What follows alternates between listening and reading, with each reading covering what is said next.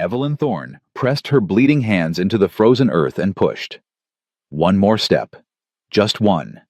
Behind her, 5 small voices had gone silent, not because they'd given up, but because they'd learned that crying only made the cold sharper. She'd been walking for 3 days since the town locked its church doors in her face. 3 days since the preacher's wife spat the word harlot at her feet. 3 days since she realized no one was coming. Then she saw the cabin. Before we continue, if you want to see how far Evelyn's story goes, and whether love can truly defy a town's hatred, subscribe to this channel. Comment below with the city you're watching from. I want to know how far this story of redemption travels. Now let's begin.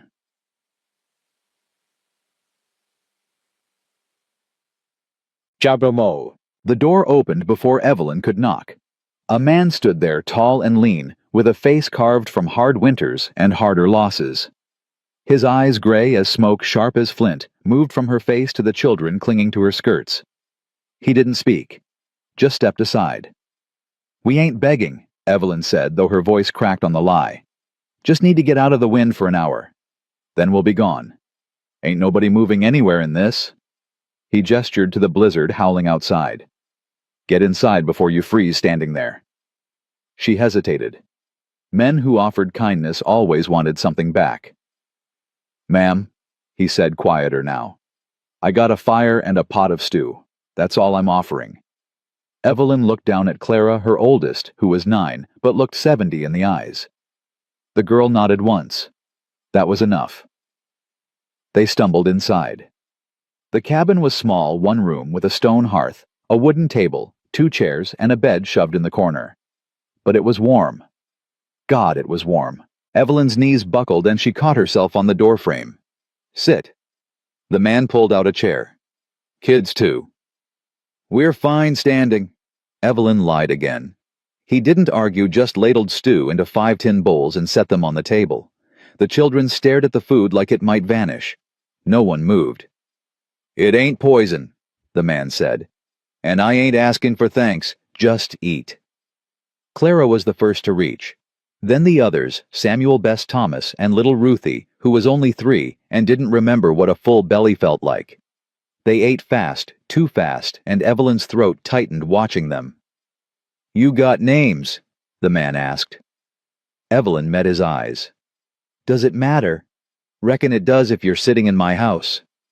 She swallowed. "Evelyn Thorne. These are my children." "Thorne," he repeated slow. "You're Dutch Thorne's widow." Her spine stiffened.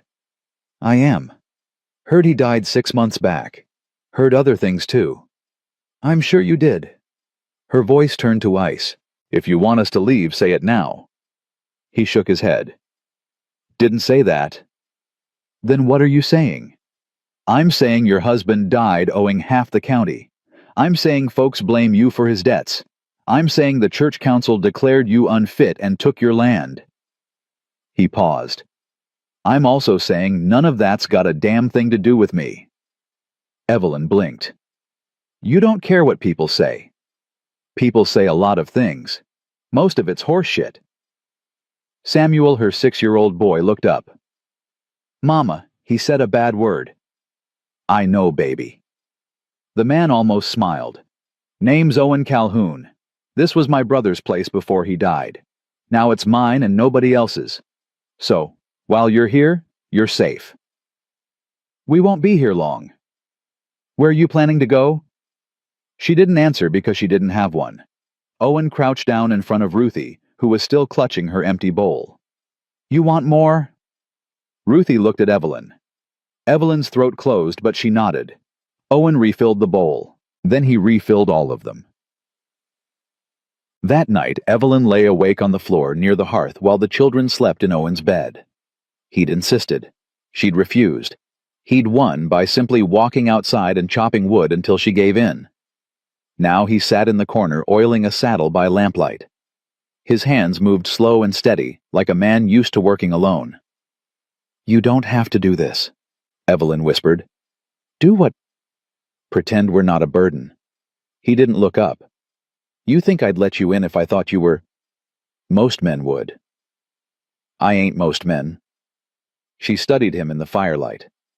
His jaw was tight, his shoulders broad, but there was something broken in the way he held himself, like he'd learned to carry weight no one else could see. "Why'd you open the door?" she asked. He stopped oiling. "Because my wife died a year ago, and for 6 months after nobody knocked. Nobody checked. Nobody gave a damn." He looked at her then, and his eyes were raw. "So when I heard you out there, I figured maybe God was giving me a chance to be better than the bastards who left me alone." Evelyn's breath caught. "You don't owe me nothing," Owen continued. "But if you're looking for a place to stay until the storm clears, you got one. And after the storm," he shrugged, "we'll see." The storm didn't clear for 5 days. On the second day, Evelyn woke to find Owen teaching Samuel how to split kindling. The boy's hands were too small, but Owen guided them with the patience of a man who'd forgotten how to rush. "Like this," Owen said. "Let the axe do the work. You're just steering." Samuel swung. The wood split clean. His face lit up like the sun. "I did it." "You did." Owen ruffled his hair. "Now do 10 more. Evelyn watched from the window, her chest tight. On the third day, Clara asked if she could help with the cooking. Evelyn started to say no.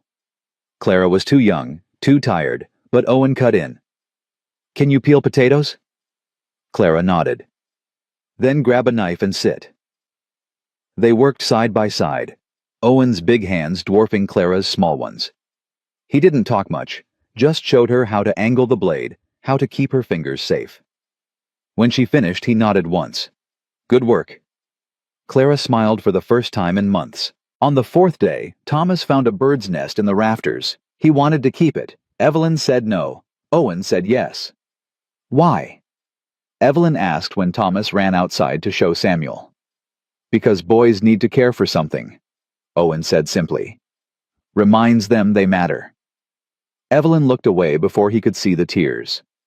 On the 5th day, the wind finally died. Owen stood on the porch at dawn, scanning the horizon. The snow had stopped, but the drifts were high, and the world was white and silent. "Storm's done," he said when Evelyn joined him. "Roads might be clear by tomorrow." She nodded, though her stomach twisted. "We'll leave first light." "Where to?" "I'll figure it out." He turned to face her. "You got family?" "No." "Friends?" "Not anymore." "Money?" She shook her head. Owen exhaled slow. "Then you got nowhere to go." "I'll find work. Someone will." "No one's going to hire you, Evelyn. Not after what the church said. Not after your husband's debts." His voice wasn't cruel, just honest. "You walk out of here with those kids and you'll be dead in a week." Her hands curled into fists. "So what do you want me to do? Stay here and owe you for the rest of my life?"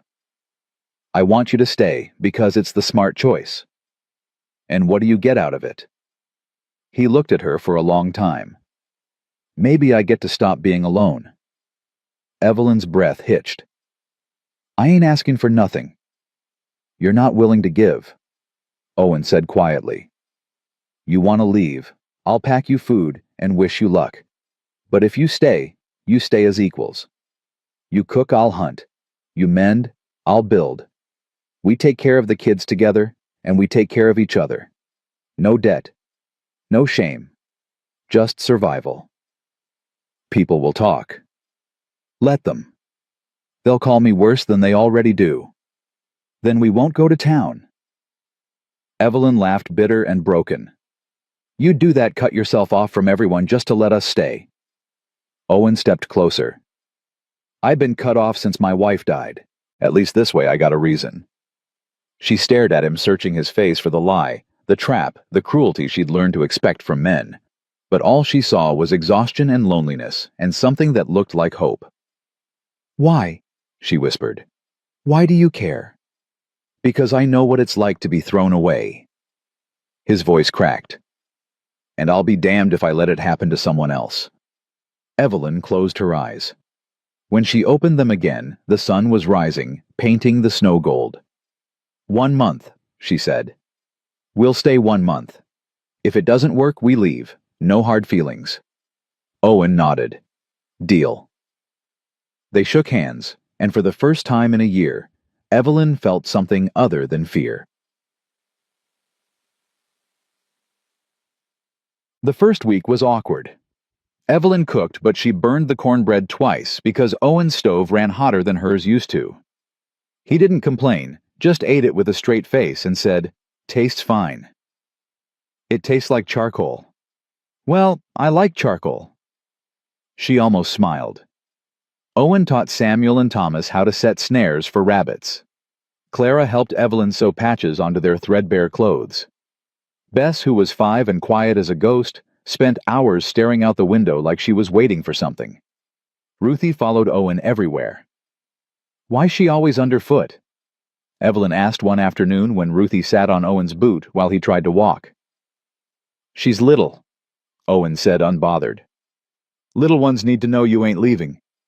You know a lot about children for a man who never had any." His face went dark. "My wife was pregnant when she died." Evelyn froze. "Owen, don't." He scooped Ruthie up and set her on his shoulders. "It's done." But Evelyn saw the way his hands trembled when he held Ruthie, saw the way he avoided looking at the corner of the cabin where a cradle sat covered in dust. That night, after the children were asleep, Evelyn pulled the cradle out and carried it to the porch. Owen found her there an hour later. "What are you doing?" "You don't need this here," she said quietly. "It's just pain." "It's all I got left of her." "No." Evelyn met his eyes. "You got a choice. You can keep the pain, or you can make room for something new." Owen stared at the cradle, his jaw tight. Then slowly he picked it up and carried it to the barn. When he came back, his face was wet. They didn't talk about it. But the next morning, he smiled at Ruthie when she handed him a rock she'd found, and Evelyn knew he'd made his choice. 2 weeks in the town found them. Evelyn was hanging laundry when she saw the riders. 3 men on horseback, led by Pastor Gaines, the same man who'd locked the church doors in her face.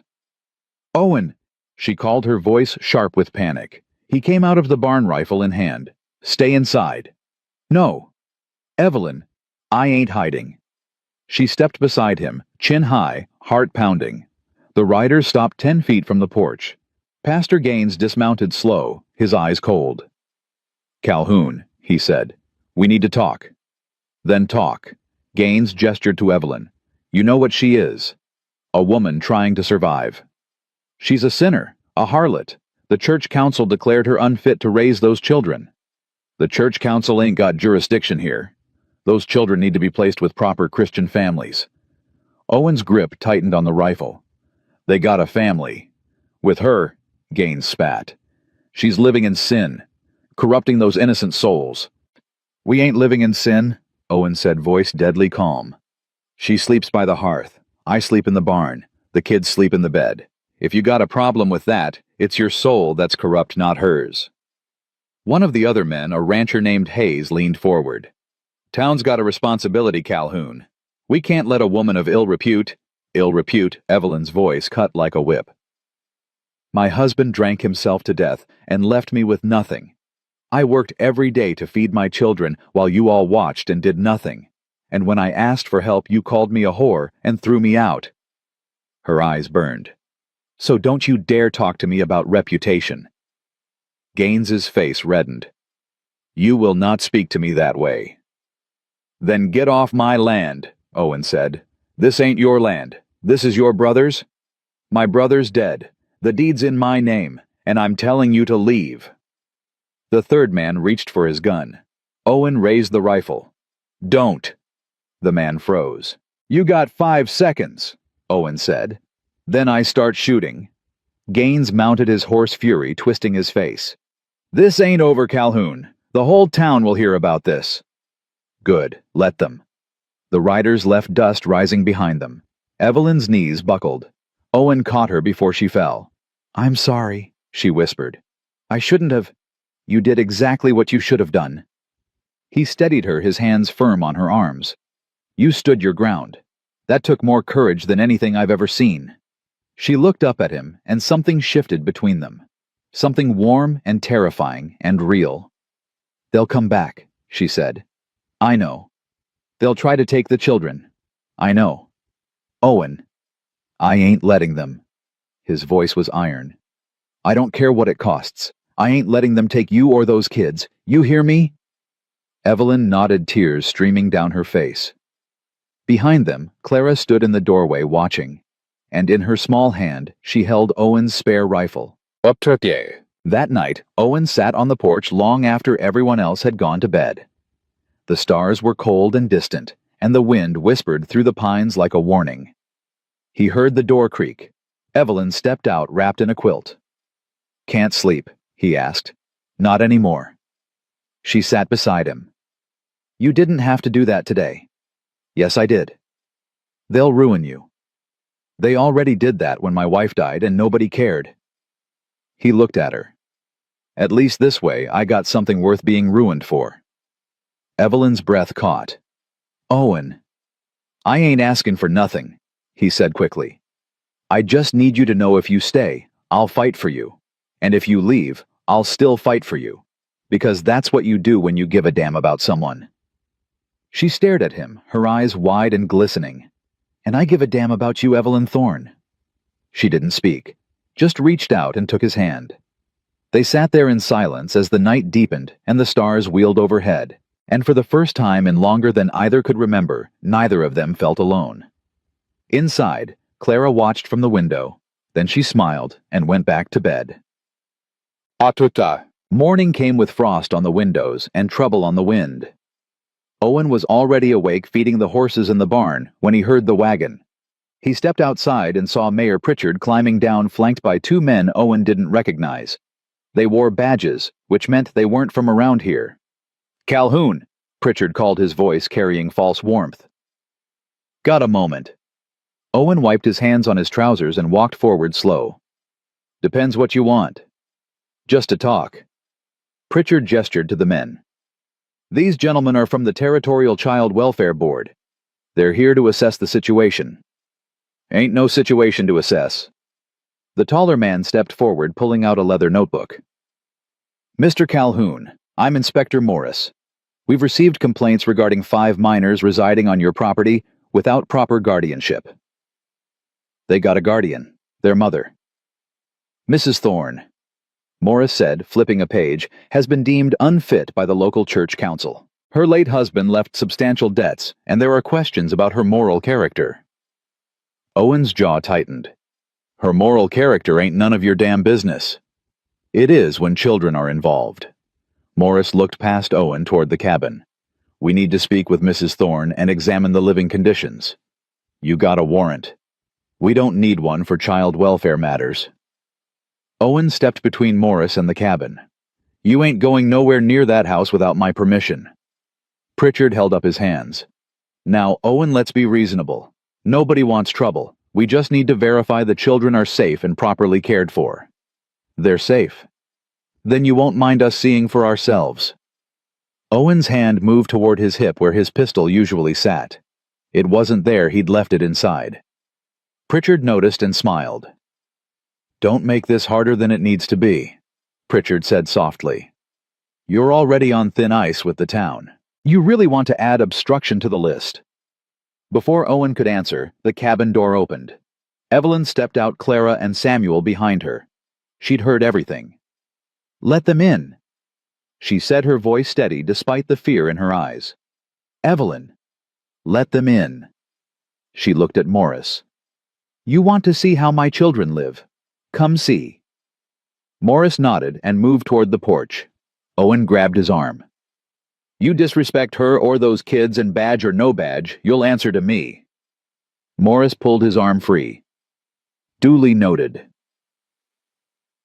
Inside, Morris walked through the cabin with the precision of a man looking for failure. He checked the bedding, the food stores, the cleanliness of the floor. He asked Clara if she was scared. He asked Samuel if Mr. Calhoun had ever hit him. He asked Bess why she was so quiet. Evelyn stood rigid by the stove, her hands clenched so tight her nails drew blood. "Where do you sleep, Mrs. Thorne?" Morris asked. "By the hearth." "And Mr. Calhoun?" The barn. Morris wrote something down. How long have you been living here? 3 weeks. And what is the nature of your relationship with Mr. Calhoun? Owen stepped forward. That's enough. I'm conducting an assessment. You're fishing for dirt. There ain't none. Morris turned to Evelyn. Mrs. Thorne, has Mr. Calhoun made any inappropriate advances toward you or your children? Evelyn's eyes flashed. Mr. Calhoun saved our lives. He's fed us, clothed us, and treated us with more decency than anyone in this godforsaken town ever did. So no, Inspector, he hasn't made any advances. He's been nothing but kind. Morris didn't look convinced. He crouched in front of Ruthie, who was hiding behind Evelyn's skirts. Hello, little one. What's your name? Ruthie didn't answer. It's all right. I just want to talk. Are you happy here? Ruthie looked at Evelyn, then at Owen, then back at Morris. Finally, she whispered, I like Owen. Do you? Morris smiled, but it didn't reach his eyes. Does Owen take care of you? Ruthie nodded. Does your mama? Another nod. And do you have enough to eat? Owen makes pancakes, Ruthie said. Big ones. Morris stood, closing his notebook. Mrs. Thorne, the board will need to review this information. Until we make a determination, the children will remain in your custody, but we'll be checking in regularly. How regularly? Owen asked. As often as necessary. Pritchard cleared his throat. Owen, there's one more thing. The bank's been asking about your brother's debts. Seems there's still a lien on this property.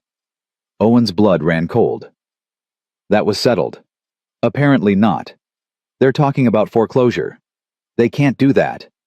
They can if you're harboring fugitives. Fugitives? Evelyn's voice cracked. We're not... Dutch Thorne owed money to half the county, Pritchard interrupted. His debts don't die with him. They pass to his widow. That ain't how the law works, Owen said. Maybe not. But perception is everything, Owen. And right now, the perception is that you're protecting a woman who owes people money she can't pay. Owen stepped closer, his voice dropping to a growl. You tell the bank to come talk to me. And you tell the church council to stay the hell off my land. Because if I see any of you here again without a real reason, I'll make sure you leave on a stretcher. Pritchard paled. Morris didn't flinch. We'll be in touch, Morris said, and walked out. After they left, Evelyn sank into a chair, her hands shaking. They're going to take them. No, they ain't. You heard him. The bank, the board, the church, they're all working together. Then we fight back. How? Her voice broke. Owen, you can't fight the whole town. Watch me. Clara tugged on Owen's sleeve.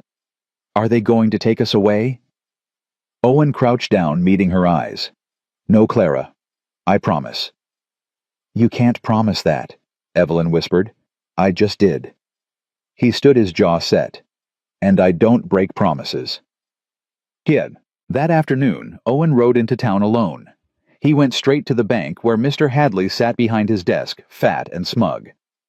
Calhoun, Hadley said, not standing. Didn't expect to see you. I'm here about the lien.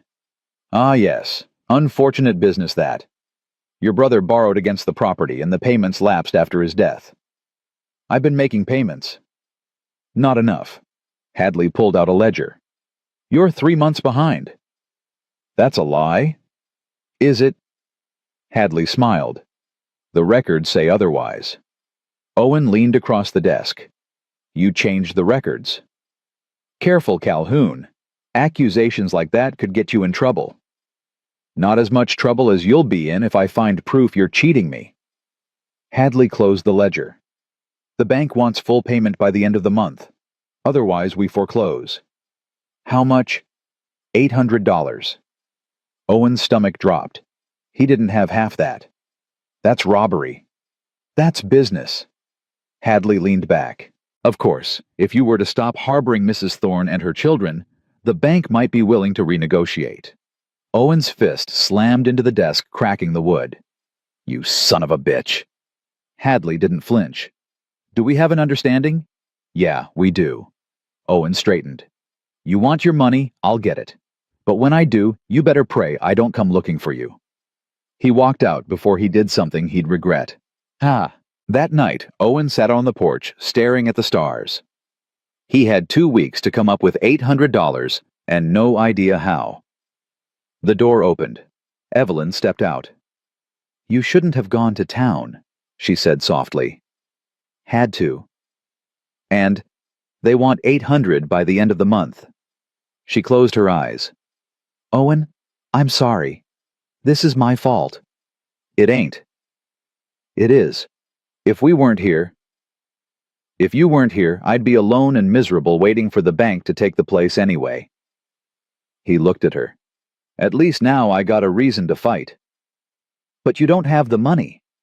"I'll find it." "How?" He didn't answer because he didn't know. Evelyn sat beside him, wrapping the quilt around both of them. "There's a cattle drive leaving from Bent Creek next week. They're hiring hands." "That's 3 weeks of work." "You'd be back in time." "I ain't leaving you here alone." "Owen." "I said no." His voice was firm. "They're looking for any excuse to take those kids. If I leave, they'll swoop in the second I'm gone." "Then what do we do?" He turned to her, his eyes fierce. "We hold the line, together." She nodded, though the fear didn't leave her face.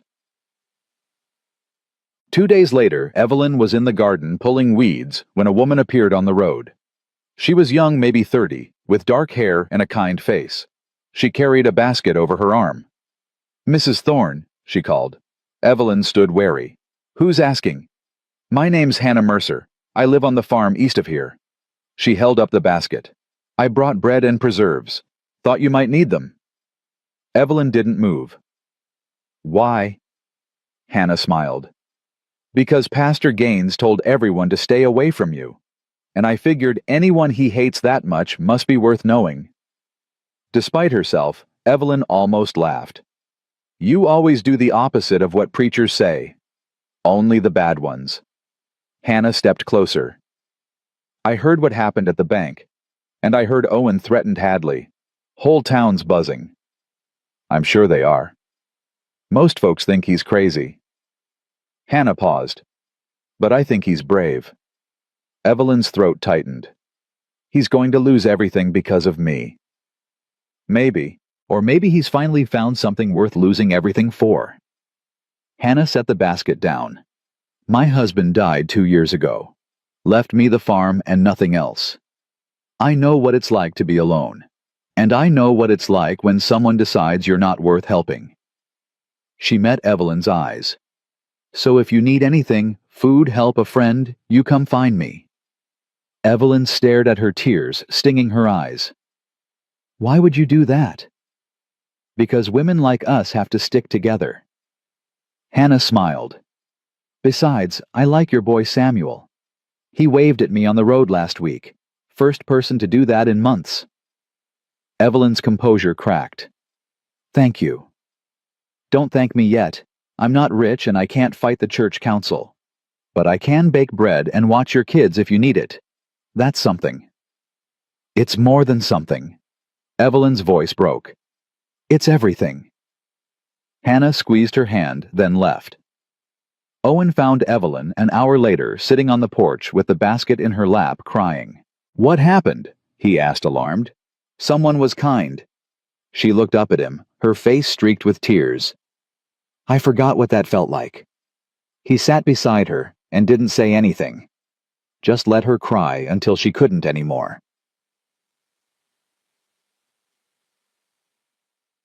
The next Sunday, Owen and Evelyn didn't go to church. But the church came to them. It was mid-morning when the crowd appeared, 20 people, maybe more, led by Pastor Gaines and his wife. They carried torches, which made no sense in daylight, but the message was clear. Owen stepped onto the porch, rifle in hand. Evelyn stood behind him, the children inside. "That's far enough," Owen called. Gaines raised a Bible. "We're here to save those children from sin." "They ain't in sin. They're in my house." "Your house built on fornication and lies." Gaines pointed at Evelyn. "That woman is a temptress, a harlot." And you're complicit in her wickedness. Owen cocked the rifle. You call her that one more time and I'll blow your sanctimonious head off. The crowd murmured. Some stepped back. Others didn't. Mrs. Gaines stepped forward, her voice shrill. You can't threaten a man of God. He ain't a man of God. He's a coward hiding behind a collar. Owen's voice carried across the yard. You want to talk about sin? How about the sin of turning away a starving woman and her kids? How about the sin of letting children freeze because their mama didn't have a ring on her finger? You want to save someone, preacher? Start with your own goddamn soul. Gaines trembled with rage. You'll burn for this, Calhoun. Maybe. But at least I'll burn knowing I did the right thing. A voice cut through the tension. He's right. Everyone turned. Hannah Mercer stood at the edge of the crowd, her arms crossed. He's right, she repeated louder. We turned our backs on Evelyn Thorne when she needed us most. We let her husband's sins become hers. We judged her without mercy, and now we're standing here with torches pretending we're righteous. She shook her head. We should be ashamed. Mrs. Mercer, Gaines began, you don't understand. I understand just fine. I understand that you're scared because Owen Calhoun's doing what you should have done, and instead of admitting you were wrong, you're doubling down. Another voice joined hers. Old Man Carter, who owned the feed store. She's got a point, preacher. We ain't exactly been Christian about this. And those kids ain't done nothing wrong, added Mrs. Tooley the midwife. Taking them from their mama, that's cruelty, not salvation. Gaines looked around, realizing he was losing the crowd. This is the devil's work. The devil's work, Hannah interrupted, is making good people afraid to do good things. Now go home, Pastor, before you embarrass yourself further. The crowd began to disperse, some muttering apologies, others just slinking away. Gaines stood alone for a moment, his face purple with fury. Then he turned and left. Owen lowered the rifle, his hands shaking. Hannah walked up to the porch. You all right? She asked. Thanks to you, Owen said. She shrugged. I meant what I said. Women like us stick together. She glanced at Evelyn. And men like Owen are worth protecting. Evelyn stepped forward and hugged her. Hannah held her tight. That night, after the children were asleep, Owen and Evelyn sat by the fire. She was mending a shirt. He was whittling a toy horse for Thomas. You think they'll come back? She asked. Maybe, but they won't have as many on their side next time. She smiled faintly. You made enemies today. I had enemies yesterday. Today I made friends. Hannah's good people. She is. Owen set down the half-carved horse. Evelyn, I need to ask you something. Her hands stilled. What? When this is over, if we get through this, what do you want? What do you mean? I mean, do you want to stay here, or do you want to move on, start fresh somewhere else? She looked at him, her eyes searching. What do you want? I want you to stay, he said quietly. Not because you owe me. Not because you got nowhere else to go, but because you want to. Her throat worked. Owen, I know it's too soon. I know you probably don't feel that way about me. But I need you to know I ain't keeping you here out of duty. I'm keeping you here because when I look at you, I see someone worth fighting for. And when I look at those kids, I see a family I didn't know I wanted until they showed up. Evelyn's eyes filled with tears. I don't know if I can give you what you want. I ain't asking for nothing but honesty. She set down the shirt and turned to face him fully. Then here's the truth. I'm scared. I'm scared that if I let myself care about you, something will take it away. I'm scared that you'll wake up one day and realize I'm not worth the fight. I'm scared that... You're worth it, he interrupted. Every damn day you're worth it. She broke down, then sobbing into her hands. Owen pulled her close, holding her while she cried. And when she finally pulled back, her face wet and raw, she whispered, I want to stay. God help me, I want to stay. He cupped her face, his thumb brushing away a tear. Then stay. They sat there, foreheads touching the fire crackling between them. and outside the night wind carried the scent of rain and the promise of something new. The next morning, Owen woke to find Clara standing over him in the barn. "You love my mama?" she asked bluntly. Owen sat up, rubbing his eyes. "That's a bold question, kid." "You do, though. I can tell." He sighed. "Yeah, Clara, I do." She nodded, satisfied. "Good. Because she loves you too. She just don't know how to say it yet." "How do you know?" "Because she smiles when she talks about you, and she don't smile much." Clara turned to leave, then paused. "If you hurt her, I'll shoot you with your own rifle." Owen almost laughed. "Fair enough." She walked away, and Owen sat there shaking his head, 9 years old, and already tougher than most men he knew. 3 days later, the letter came.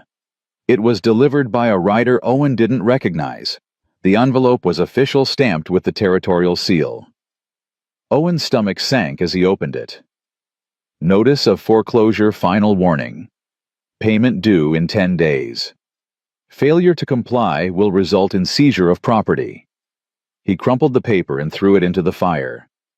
Evelyn saw his face. What did it say? "We got 10 days. Her face went pale. "Owen, I'll figure it out." "How?" He didn't answer, just walked outside and saddled his horse. "Where are you going?" she called after him. "To find money."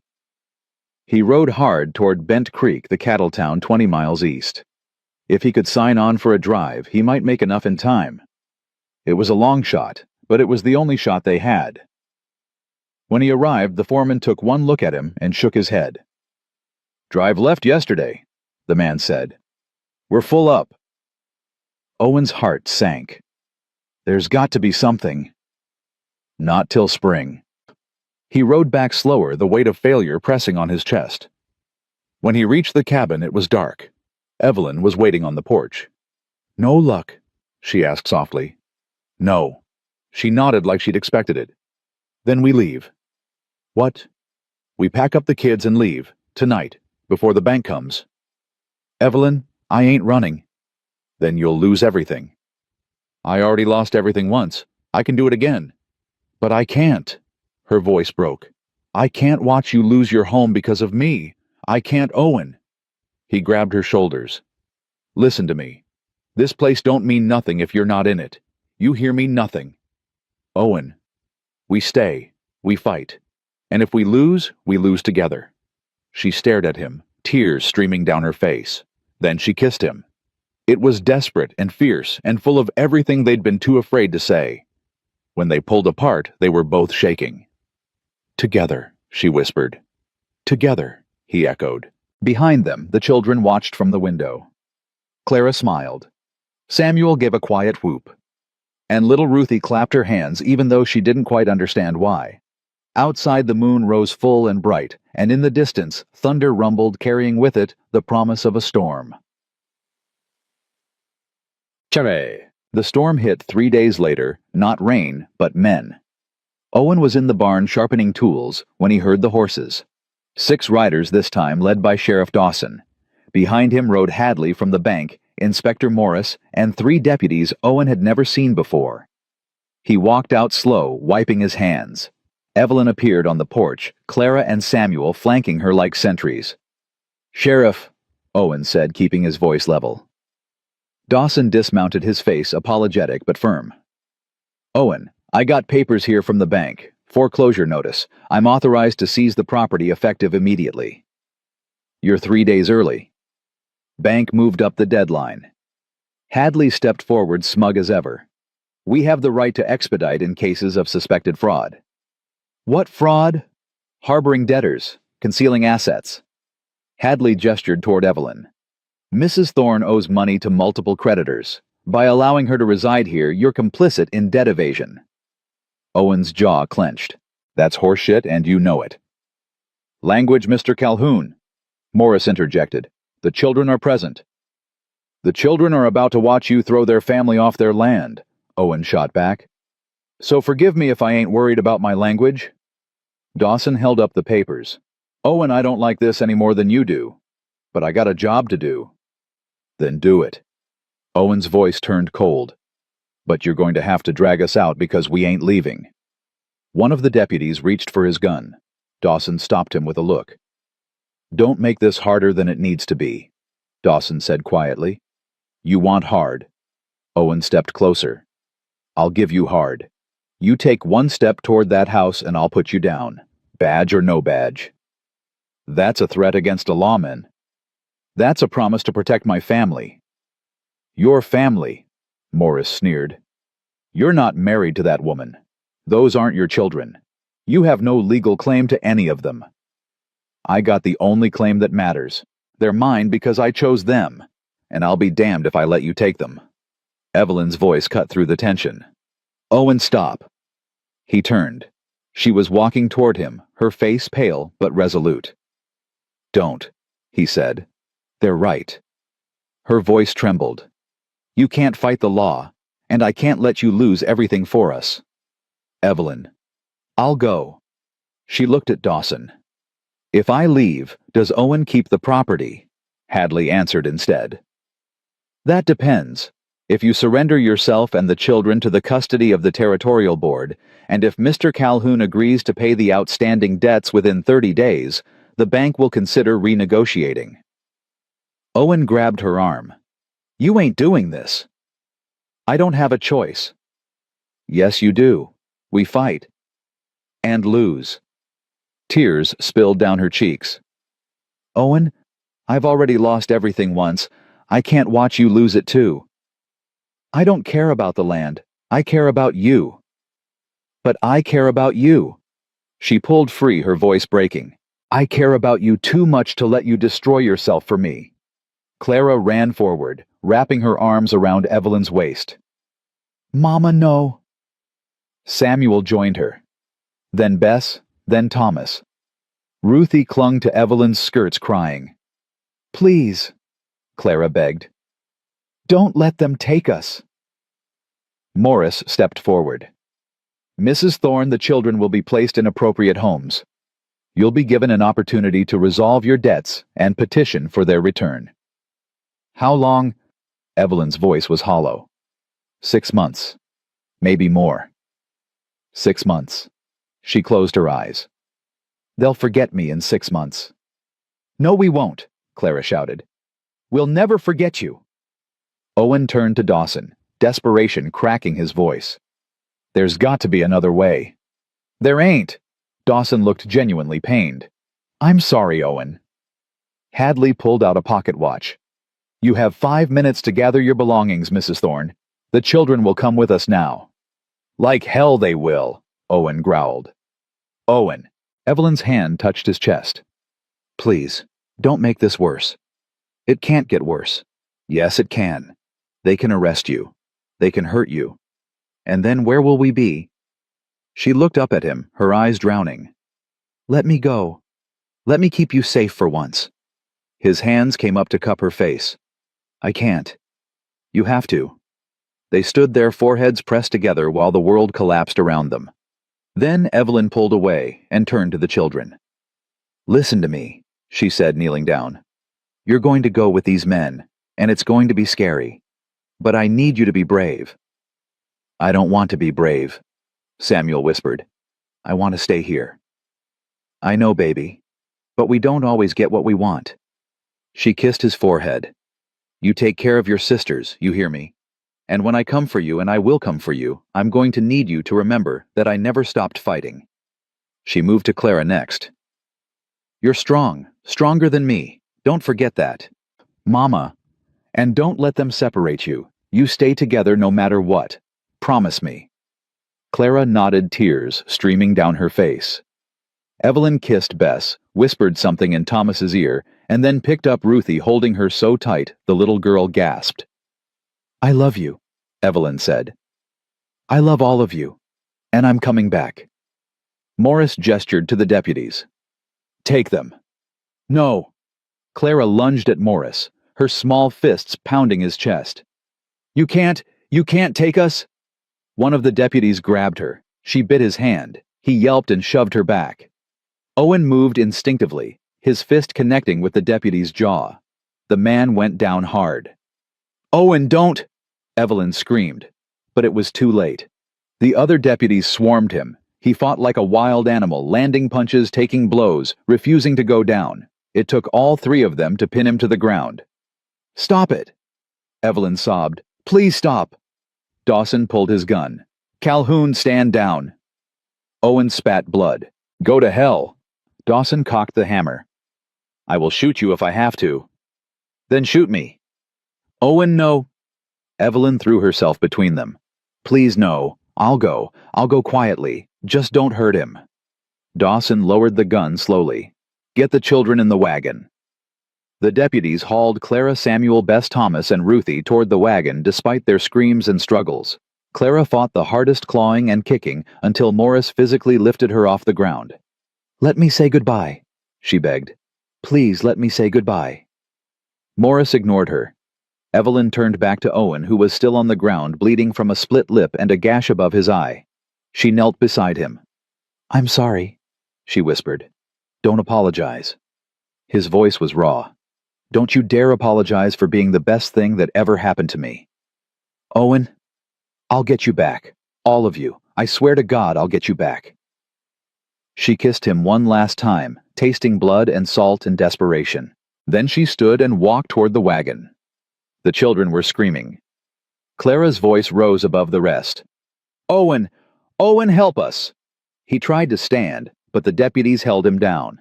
"Let them go! Let them go, you bastards!" Dawson mounted his horse. "Owen, if you come after us, I'll have you arrested for assault on a lawman. You'll hang. You understand me?" Owen didn't answer, just glared with murder in his eyes. The wagon pulled away. Evelyn sat in the back arms around as many children as she could hold. Clara reached toward Owen, her hand outstretched, her face twisted with anguish. Owen watched until they disappeared over the hill. Then he collapsed, his body shaking with sobs he couldn't control. Hannah Mercer found him an hour later, still on the ground, staring at nothing.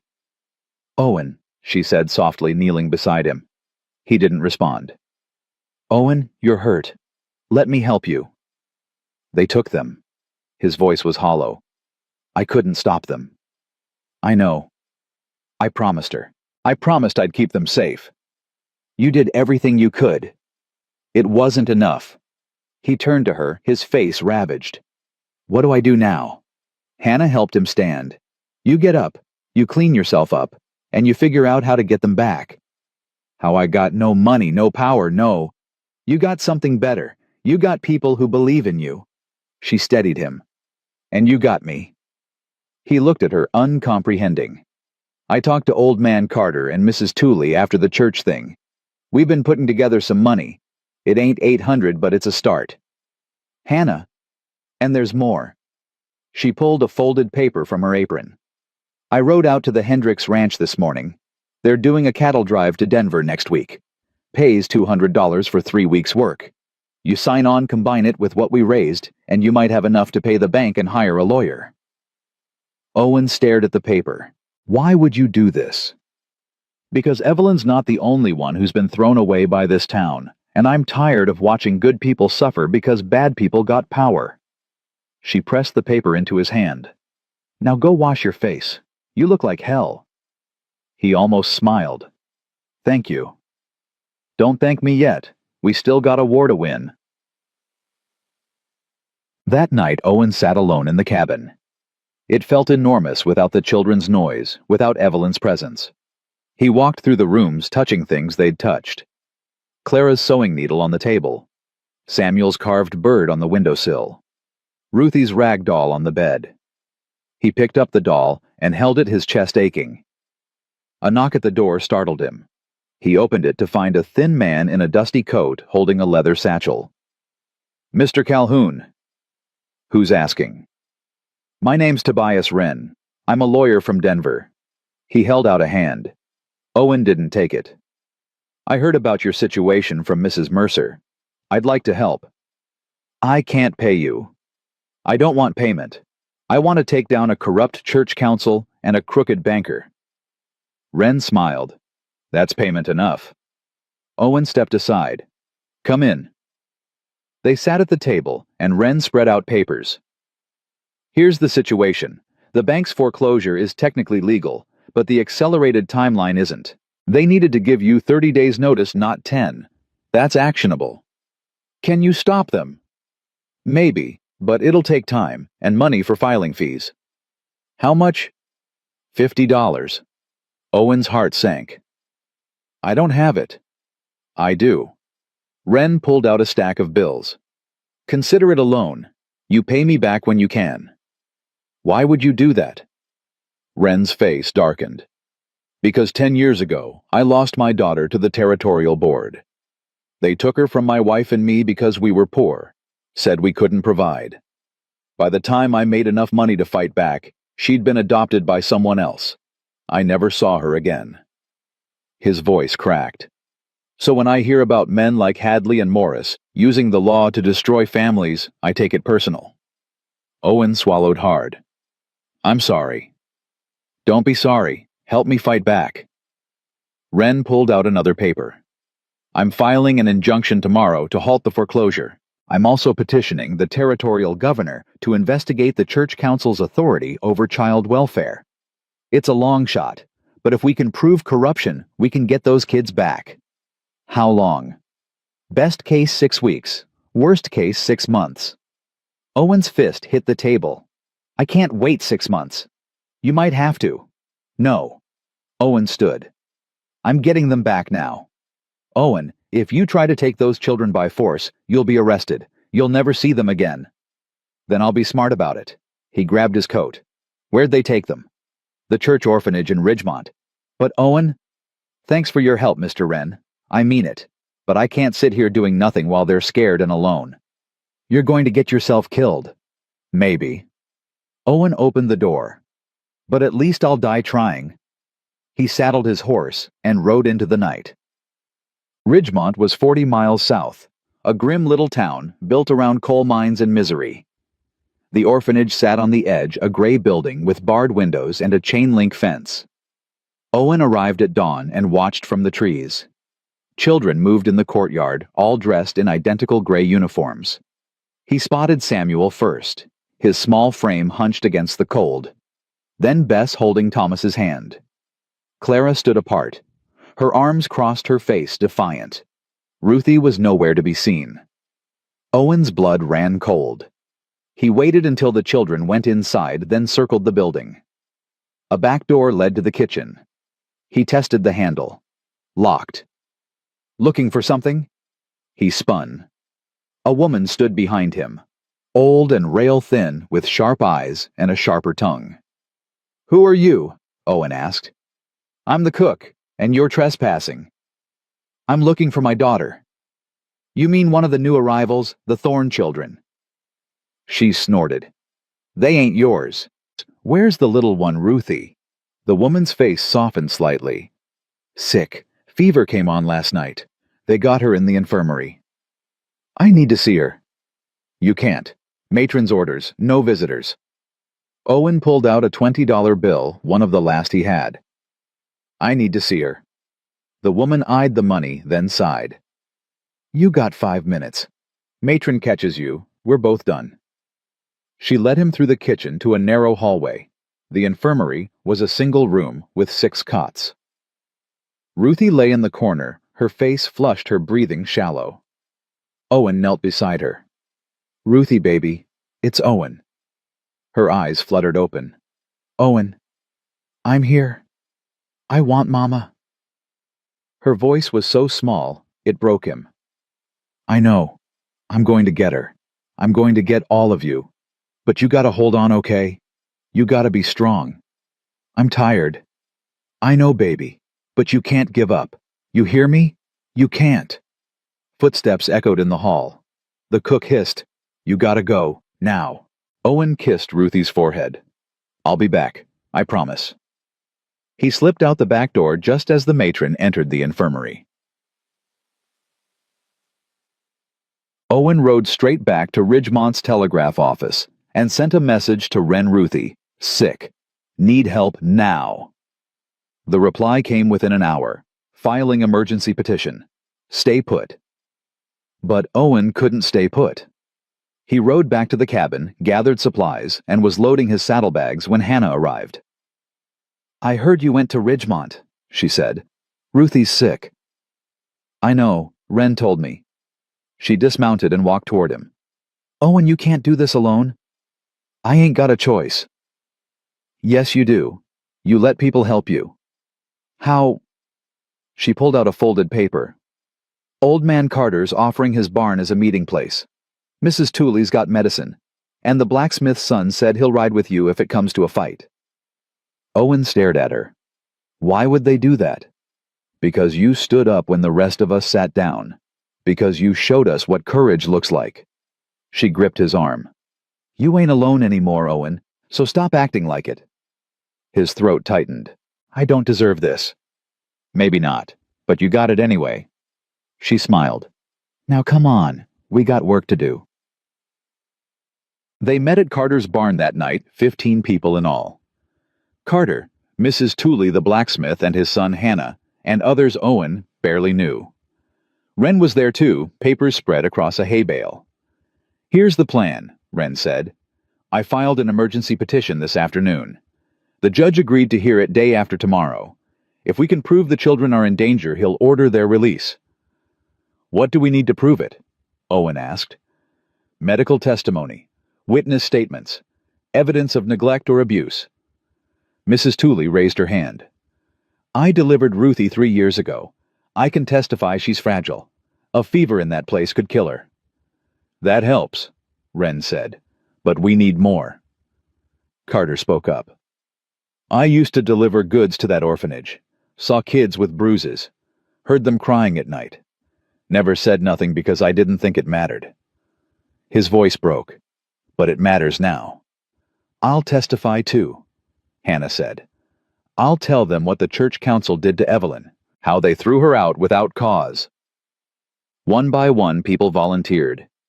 Stories poured out, stories of cruelty, corruption, and cowardice. Owen listened, his heart swelling with something he hadn't felt in months. Hope. "We got 2 days," Wren said. "That's enough time to build a case, but Owen, you need to stay away from Ridgemont. If you get arrested, we lose." "What about Evelyn?" Owen asked. "Where is she?" "County jail, held on debtor charges." Wren's face darkened. "Hadley's making sure she can't interfere." Owen's hands clenched. "I'm getting her out." "Not yet. We get the kids first, then we go after her." "She's suffering." "So are the kids. And if you get yourself killed trying to be a hero, they all lose." Wren met his eyes. "Trust me, Owen. 2 more days." Owen wanted to argue, wanted to ride to that jail and tear the doors off, but he looked around at the faces staring back at him, people who'd risked everything to help, and he nodded. 2 days. The hearing was held in a cramped courtroom that smelled of sweat and old wood. Judge Carver presided, a gray-haired man with a reputation for fairness. Wren presented the case with precision, calling witnesses one by one. Mrs. Tooley testified about Ruthie's condition. Carter testified about the orphanage's abuses. Hannah testified about the church council's bias. Each story built on the last painting a picture of systematic cruelty. Morris and Pastor Gaines sat across the aisle, their faces red with fury. When it was Owen's turn, Wren asked him one question. "Mr. Calhoun, why do you want these children back?" Owen looked at the judge. "Because they're mine. Not by blood, but by choice. I chose to love them. I chose to protect them. And I'll keep choosing them every damn day for the rest of my life." The courtroom fell silent. Judge Carver leaned back. "Mr. Morris, do you have a response?" Morris stood. "Your Honor, Mr. Calhoun is not the legal guardian. He has no rights." "He has every right," Wren interrupted. "Under territorial law, a man who provides care and shelter for abandoned children is entitled to petition for guardianship, which is exactly what we're doing." Carver nodded slowly. "I'll take this under advisement.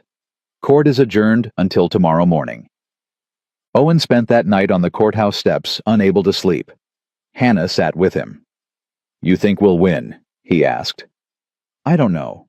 She paused. But I think you already won something else. What's that? Yourself. She looked at him. A year ago, you were a broken man waiting to die. Now you're a man fighting to live. That's worth something. He smiled faintly. You always this wise? Only when I'm scared. She squeezed his hand. We're going to get them back, Owen. I feel it. The next morning, Judge Carver called the court to order. His face was unreadable. I've reviewed the testimony, he said, and I've made my decision. Owen's heart stopped. The children will be released into Mr. Calhoun's temporary custody, pending a full guardianship hearing in 30 days. Furthermore, I'm ordering an investigation into the Territorial Child Welfare Board's practices in this county. He banged his gavel. Mrs. Thorne will also be released from jail immediately. All charges dropped. The courtroom erupted. Owen sank into his chair, tears streaming down his face. Hannah hugged him. Wren shook his hand. We did it, Wren said, grinning. We actually did it. But Owen wasn't listening. He was already running toward the door, toward the jail, toward Evelyn. She met him halfway, her face gaunt, but her eyes alive. They collided in the street, holding each other like they'd never let go. I told you, he whispered. I told you I'd get you back. I know. She pulled back, cupping his face. I never doubted you. Behind them, a wagon pulled up. The children spilled out, running toward them with screams of joy. Clara reached them first, then Samuel Bess Thomas, and finally Ruthie, weak but smiling, carried by Mrs. Tooley. They stood there in the middle of the street, a tangle of arms and tears and laughter, while the town watched in silence. Pastor Gaines stood on the church steps, his face twisted with rage. But he didn't move, didn't speak, just turned and walked away. Owen looked down at Evelyn. Let's go home. She nodded. Let's go home. The wagon ride home was quiet, but it was the kind of quiet that felt like breathing after drowning. Ruthie slept in Evelyn's lap, her fever broken, but her body still weak. Clara sat pressed against Owen's side, her hand gripping his coat like she was afraid he'd disappear. Samuel and Thomas wedged themselves between the adults, and Bess just stared ahead, her eyes distant. You all right? Owen asked Bess softly. She didn't answer right away. Then, so quiet, he almost missed it, she said, They told us you weren't coming back. Owen's jaw tightened. Who told you that? The matron.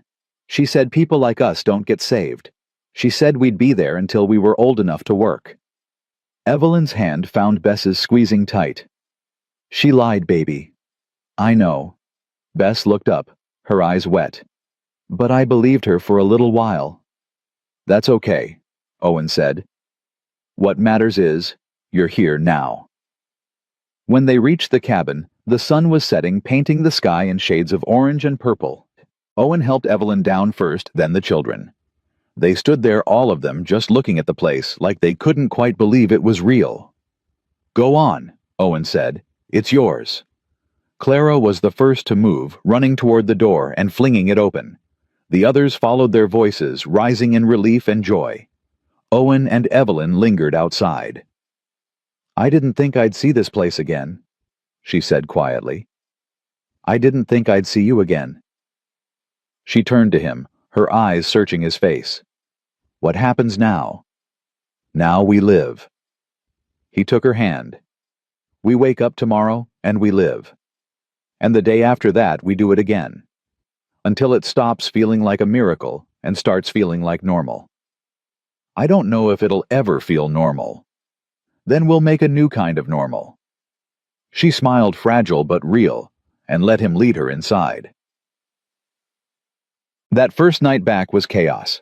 The children wanted to touch everything, to reclaim every corner of the space that had been taken from them. Samuel found the toy horse Owen had been carving and held it like a treasure. Clara insisted on cooking dinner, even though her hands shook.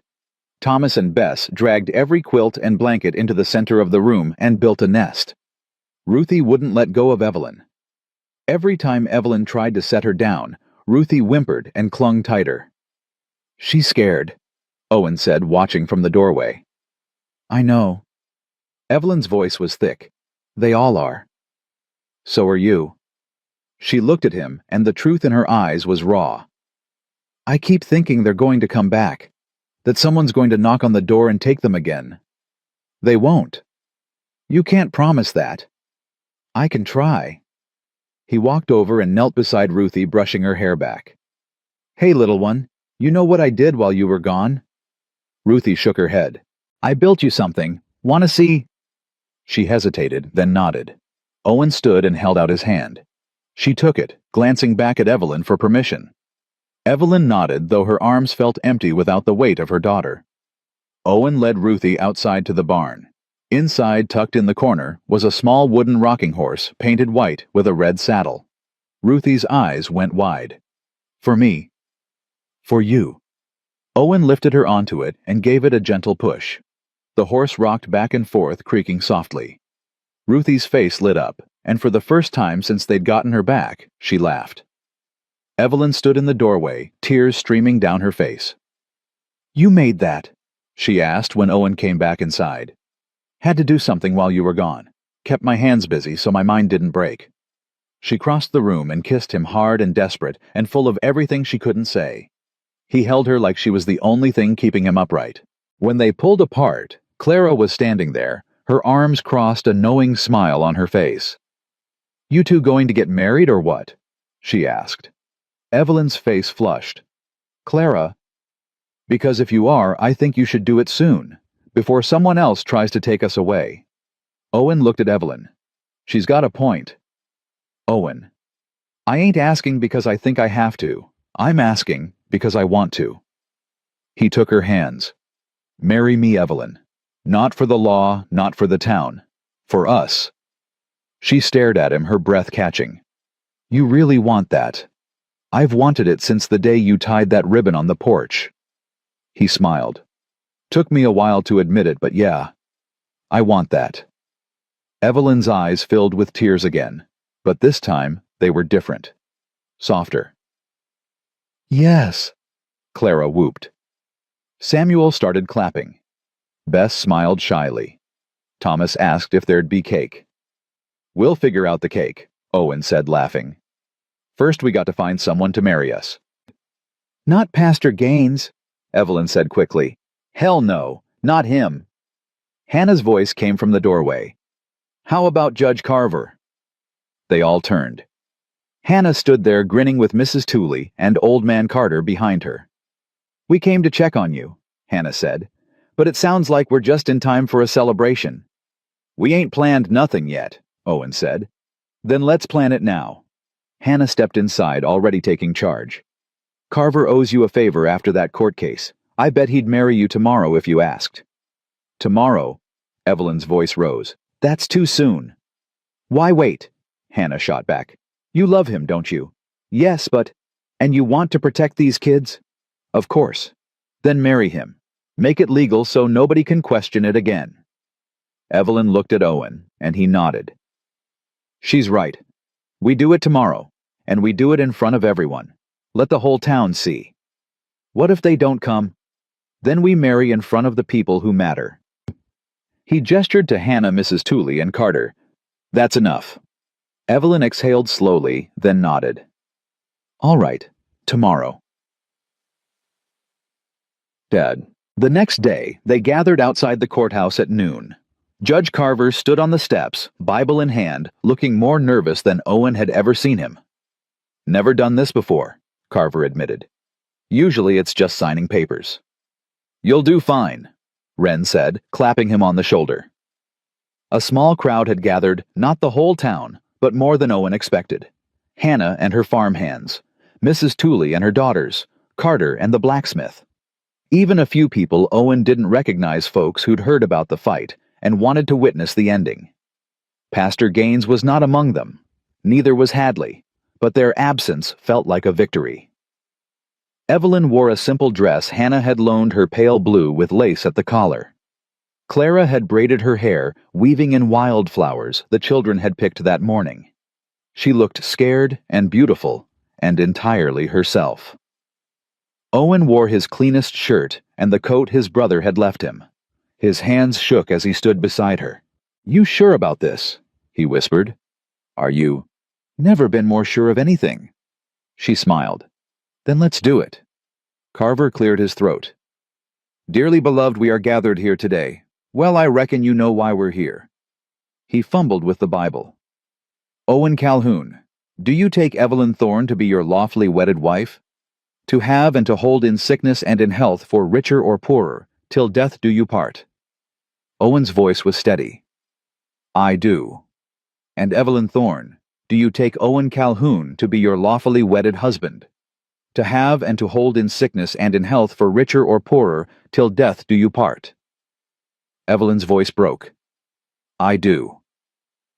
Then by the power vested in me by the territory, I now pronounce you husband and wife. Carver smiled. You may kiss the bride. Owen cupped her face and kissed her soft and reverent, like a promise. The crowd cheered. The children clapped and laughed, and for one perfect moment, the world felt whole. The celebration lasted into the evening. Hannah had brought food, and Mrs. Tooley had baked a small cake. They ate on the courthouse steps, passing around plates and telling stories. The children ran wild, freed from the weight of the past weeks. But as the sun dipped low, Owen noticed Evelyn growing quieter. She sat on the edge of the steps, watching the children, play her expression distant. You all right? He asked, sitting beside her.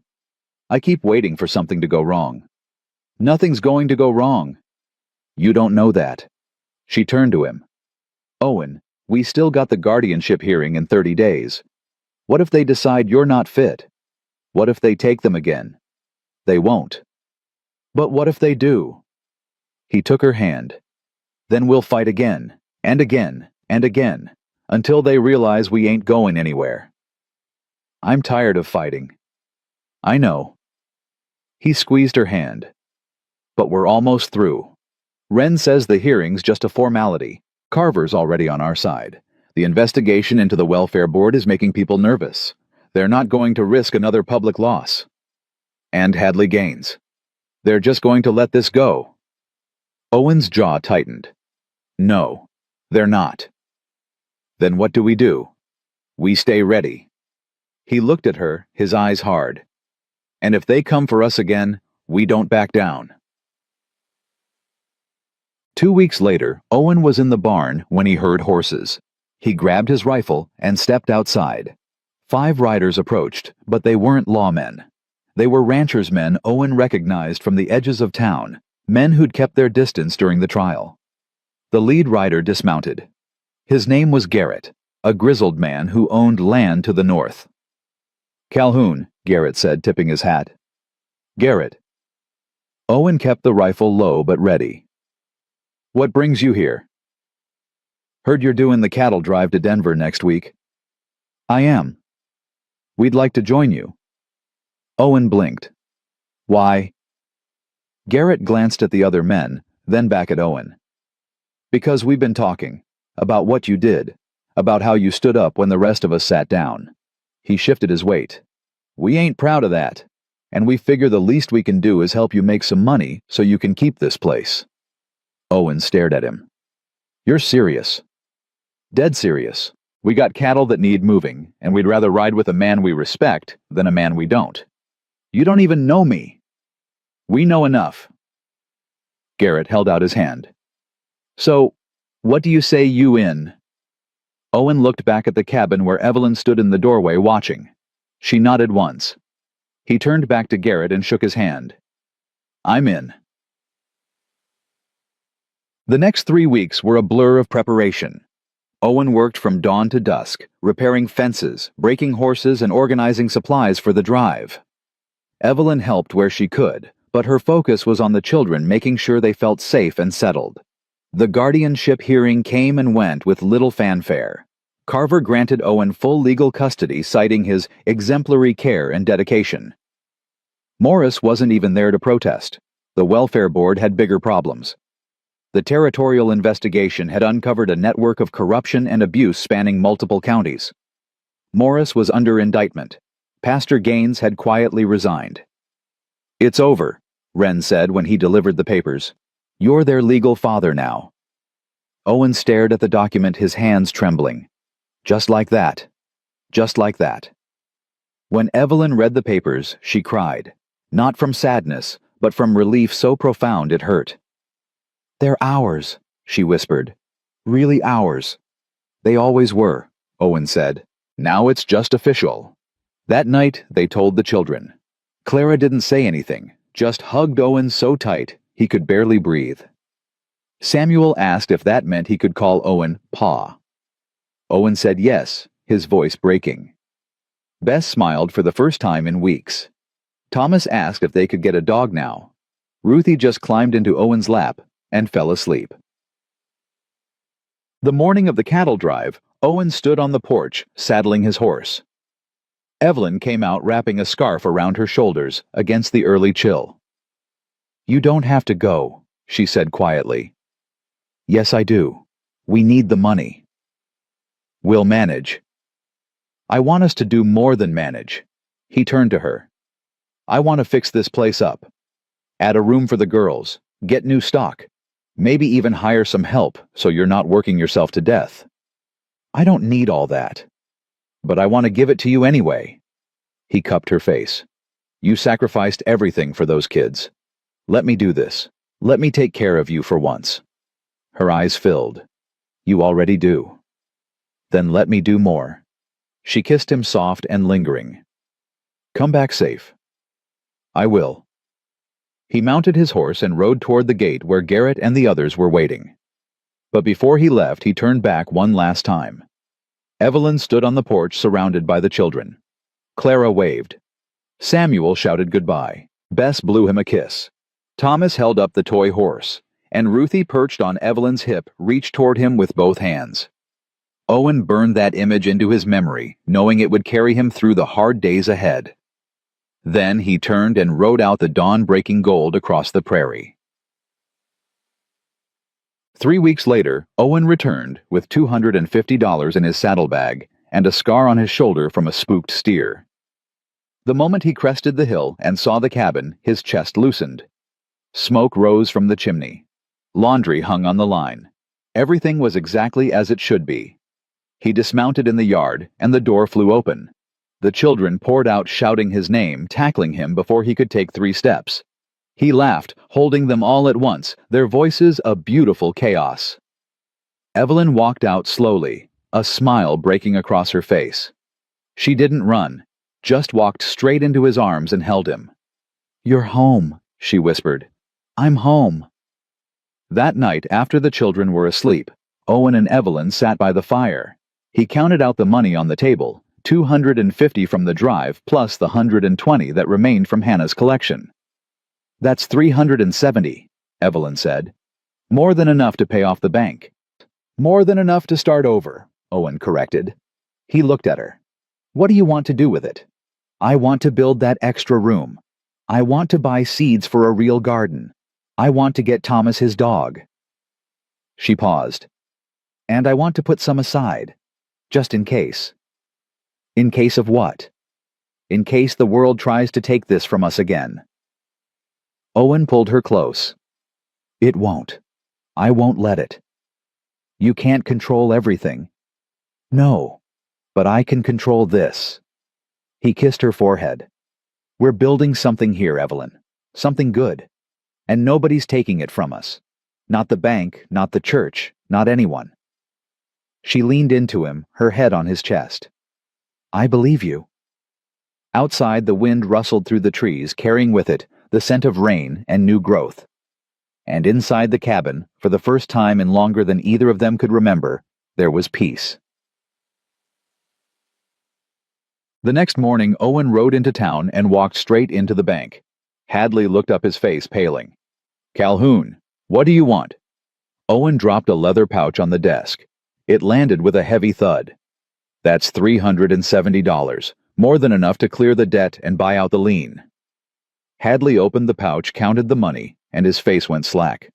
This clears it." "Good. Draw up the papers. I want the deed in my name by the end of the day." Hadley's hands shook as he reached for the ledger. "You know this doesn't change anything. People still talk. They still think. I don't care what they think." Owen leaned forward, his voice dropping to a growl. "But if you ever come near my family again, If you ever so much as look at them wrong, I will burn this bank to the ground and you with it. Understand?" Hadley nodded, sweat beading on his forehead. Owen straightened. "Pleasure doing business with you." He walked out into the sunlight where Hannah was waiting with a grin. "Feel good?" she asked. "Better than good." He tipped his hat. "Feels like winning." That evening, the entire family gathered on the porch to watch the sunset. Clara leaned against Owen's shoulder. Samuel sat at his feet, whittling a piece of wood. Bess and Thomas played with the new puppy they'd brought home from town, a scrappy little mutt with one brown ear and one white. Ruthie sat in Evelyn's lap, humming a tune she'd made up. "What should we name him?" Thomas asked, holding up the puppy. "How about Lucky?" Clara suggested. "Why Lucky?" "Because we are." Owen smiled and pulled Evelyn closer. She rested her head on his shoulder, her hand finding his. "You think this is real?" she whispered. "What do you mean, this? Us. All of it. You think it's real, or just a dream?"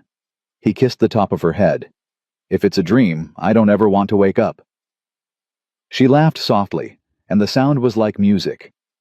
"Me neither." They sat there as the sky turned from gold to purple to black, the stars emerging one by one. And in that moment, surrounded by the people they loved, they knew one undeniable truth. They were home. Winter came early that year, but it didn't feel cruel. The first snow fell soft and quiet, blanketing the ranch in white while smoke curled from the chimney like a prayer answered. Owen stood in the doorway of the new room he'd built, watching Evelyn hang curtains Clara had sewn from flour sacks dyed yellow with goldenrod. "You like it?" he asked. She turned her face glowing in the lamplight. "It's perfect. Girls will have more space now. Won't be so cramped." "They don't mind being cramped." She stepped closer, touching his chest. "But this is good. Real good." He caught her hand and held it. "I was thinking maybe we could add a porch in spring. Somewhere you could sit and watch the kids play." "You spoil me, Owen Calhoun." "I'm trying to." He pulled her close. "You deserve spoiling." From the other room came the sound of children laughing. Thomas was chasing Ruthie with Lucky nipping at their heels.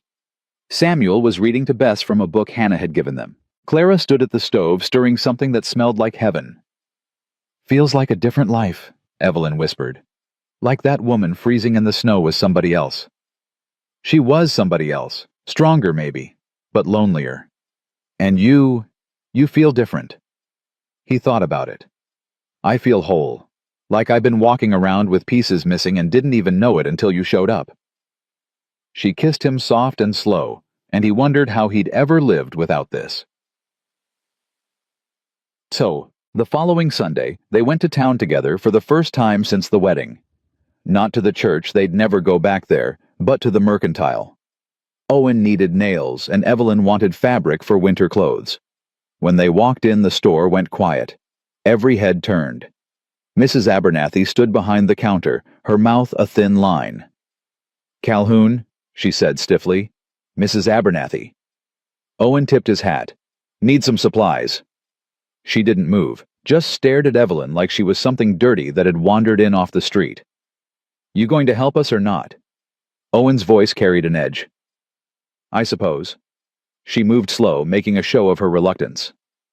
Clara stepped forward, her chin high. "We need 10 yards of wool, ma'am. The blue if you got it."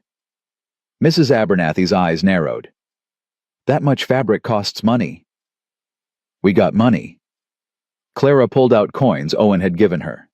The woman took the money like it burned her fingers, then measured out the fabric in hostile silence. When she handed it over, she didn't meet Clara's eyes. "Thank you kindly," Clara said, her voice sweet as honey laced with steel. They were loading the wagon when a group of women approached. Owen tensed his hand, moving toward his belt. But these women weren't carrying judgment. They carried food. Hannah led them along with Mrs. Tooley and 3 others Owen recognized from the trial. "Thought you might could use some preserves," Hannah said, handing Evelyn a basket. "Winter's coming on hard." Mrs. Tooley added a tin of cookies. "For the children." Another woman, younger with kind eyes, held out a knitted blanket. "Made this for your family. Heard you're doing good out there." Evelyn's throat closed. I don't know what to say. Don't say nothing, Hannah replied. Just take it. Why are you doing this? Evelyn managed. The young woman spoke up. Because you showed us something. You showed us that family ain't always blood, that courage ain't always loud, and that sometimes the people we throw away are the ones worth keeping most. Evelyn broke, then tears streaming down her face. Owen put his arm around her while the women gathered close, not pitying, just present. From across the street, Pastor Gaines watched from the church steps, his face twisted with impotent rage. But he didn't move, didn't speak. Just turned and walked inside the door, slamming behind him. Let him rot, Hannah muttered. His time's done. That night, after the children were asleep, Owen found Evelyn sitting on the porch, wrapped in the new blanket, staring at the stars. Cold out here, he said, joining her. I like the cold now. Reminds me I survived it. He put his arm around her, and they sat in comfortable silence. Then she spoke, her voice barely above a whisper. I was pregnant once. Before Clara. Lost the baby at 4 months. Owen went still. Dutch blamed me. Said I worked too hard, didn't take care. Maybe he was right. She pulled the blanket tighter. After that, every child I carried, I was terrified. Terrified I'd lose them. Terrified I wasn't strong enough to keep them safe. You kept them safe, Evelyn. Against everything. No, you did. She looked at him. I was drowning. You pulled me out. You pulled all of us out. We pulled each other out. She leaned into him, and he felt the weight she'd been carrying start to lift piece by piece, breath by breath. I want to tell you something, he said quietly. About Lily. Evelyn tensed slightly but didn't pull away. She was good, kind, but we weren't happy. The words came hard. We married young because that's what you did. And we tried. God knows we tried. But there was always something missing. Some spark that just wasn't there. He paused. When she got pregnant, I thought maybe that would fix it, but she died before I could find out. Owen? I spent a year hating myself for not loving her enough, for not being enough. His voice cracked. And then you showed up. And for the first time I understood what I'd been missing, what we'd both been missing. What's that? This. He gestured between them. This thing where I wake up wanting to see your face. Where I come home and the house feels alive. Where I look at you and think I'd burn the world down to keep you safe. He turned to her. That's what I didn't have before. And now I do. Because of you. Evelyn was crying again, but she was smiling too. You're going to make me love you something terrible, Owen Calhoun. Too late. You already do. She laughed through her tears and kissed him like she was trying to prove him right. Spring came with wildflowers and new calves and a letter from Wren. Owen opened it at the kitchen table while Evelyn kneaded bread and the children did their lessons. Clara had started teaching them. What's it say? Evelyn asked. Owen read aloud. Dear Owen, and Evelyn thought you'd like to know that Inspector Morris was sentenced to 5 years for corruption and child endangerment. Pastor Gaines was removed from his position, and the church council dissolved. The territorial governor is implementing new child welfare reforms to prevent future abuses. Your case was cited as the catalyst. You should be proud. He set the letter down. We did it. We actually changed something. Clara looked up from her primer. Does that mean other kids won't get taken like we did? That's what it means. Good. She went back to reading, but Owen saw her smile. That afternoon they planted a garden together, all of them on their knees in the dirt, pressing seeds into soil that smelled like possibility. Ruthie planted more rocks than seeds, but nobody corrected her. Thomas kept stopping to play with Lucky. Samuel worked methodical and serious beside Owen. Bess hummed while she dug. Clara supervised like a tiny general. What are we planting? Ruthie asked. Tomatoes here, Evelyn said. Beans over there. Squash in that corner. Can we plant flowers too? Course we can. What kind do you want? Ruthie thought hard. Yellow ones, like Mama's dress. Evelyn's breath caught. Ruthie had started calling her Mama about a month ago, tentative at first, then more confident. But it still hit Evelyn every time. Yellow flowers it is, she managed. By sunset, the garden was planted, and they were all covered in dirt. They washed up at the pump, splashing each other laughing, as Lucky barked and jumped. Owen lifted Ruthie onto his shoulders and she shrieked with delight. Clara chased Samuel with a wet rag. Bess and Thomas had a contest to see who could make the biggest splash. Evelyn stood back watching her family and felt something she hadn't felt in years. Not just contentment, not just relief, but joy. Pure, uncomplicated joy. Owen caught her eye and smiled. "You all right?" "Better than all right." She walked over and took his hand. "I'm happy." "Yeah. Yeah." He kissed her forehead. "Good. That's all I want. You happy. Them happy. That's everything." Summer brought work and heat and the kind of routine that felt like blessing. Owen hired 2 hands to help with the ranch young men from Bent Creek who needed work and didn't ask questions. Evelyn started selling her sewing in town, making enough to buy new shoes for the children and fabric for curtains. Clara learned to ride and helped Owen with the cattle. Samuel discovered he had a gift for numbers and started keeping the books. Bess came out of her shell slowly, her voice growing stronger. Thomas and Ruthie were inseparable, always covered in mud and mischief. One evening Owen was fixing a fence when a rider approached. He recognized the man Garrett from the cattle drive. "Calhoun?" Garrett called, dismounting. "Got a proposition for you." "I'm listening." "We're organizing a cooperative. Bunch of us small ranchers.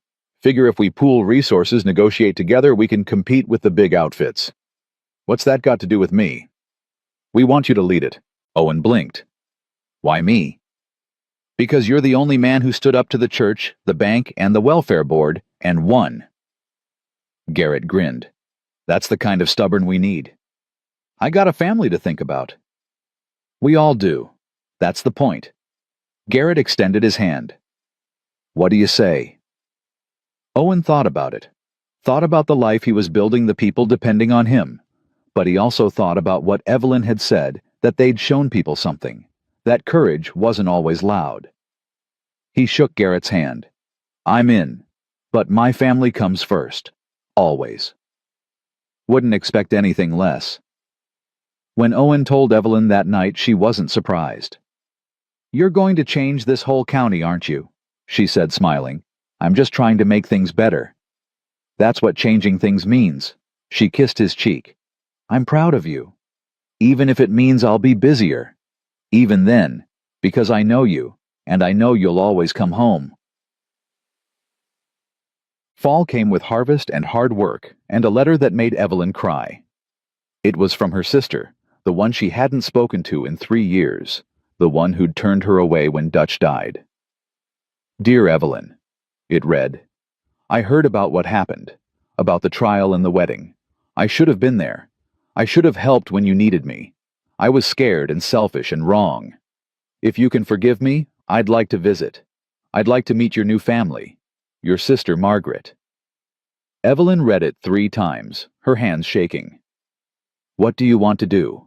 Owen asked gently. "I don't know." She looked up at him. "Part of me wants to tear this up and never think about her again. But another part wants your sister back." "Is that weak?" "No, it's human." He took her hand. "You want my opinion?" "Always." "I think you should let her come. Not for her sake, for yours. So you can look her in the eye and decide for yourself if she's worth forgiving." Evelyn nodded slowly. "All right, I'll write her back." Margaret arrived 2 weeks later, thin and nervous, carrying a basket of apples. She stood at the gate like she wasn't sure she was allowed to enter. Evelyn walked out to meet her. They stared at each other for a long moment. "I'm sorry," Margaret said, her voice breaking. "I'm so sorry, Evelyn." "You should be." "I know, and I don't expect you to forgive me. I just needed you to know I was wrong, about everything." Evelyn's jaw worked. Then slowly she nodded. "Come inside. Meet your nieces and nephews." Margaret's face crumpled with relief. "Thank you." They didn't hug. Not yet. But they walked into the house side by side, and that was enough.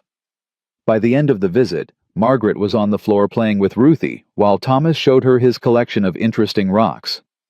Clara watched from a distance, protective but curious. Samuel asked Margaret about their mother, the grandmother he'd never met. Bess gave her a drawing she'd made. "They're beautiful," Margaret whispered to Evelyn. "All of them." "They are. And your husband, he's a good man. The best." Margaret's eyes filled with tears. "I'm glad you found this. After everything, I'm glad you found happiness." Evelyn looked around at her family, her loud, messy, perfect family, and felt something settle in her chest. Something that had been broken for a long time, finally healing.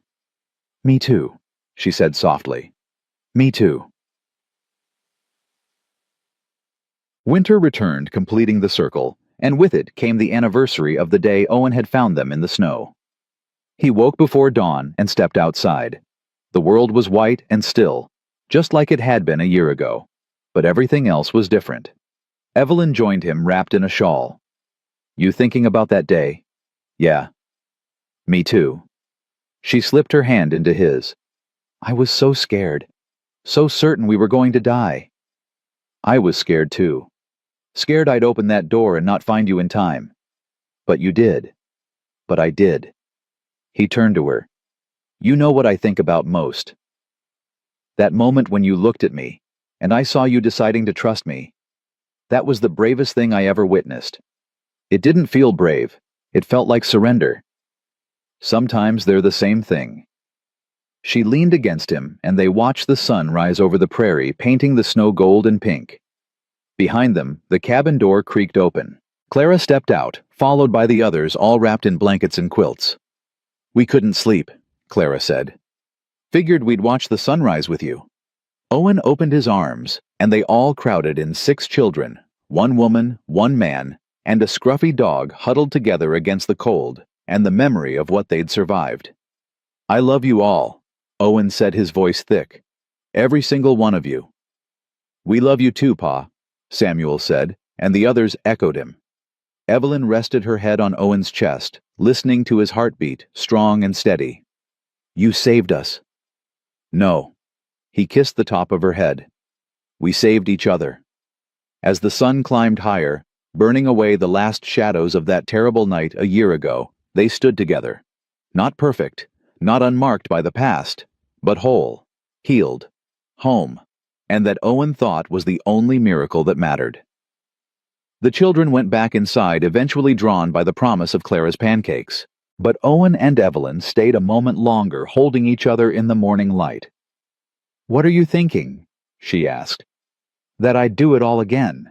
Every fight, every heartbreak, every moment of fear, if it meant ending up here with you. Even the bad parts. Especially the bad parts, because they led to this." She smiled, and it was the smile of a woman who'd walked through fire and come out stronger. "Then I guess we're both lucky. Lucky and stubborn. The best combination." They walked back inside together, closing the door on the cold and the past. Inside, their family waited. Breakfast was cooking. The fire was warm. Lucky was begging for scraps. Clara was bossing everyone around. Samuel was setting the table. Bess was braiding Ruthie's hair.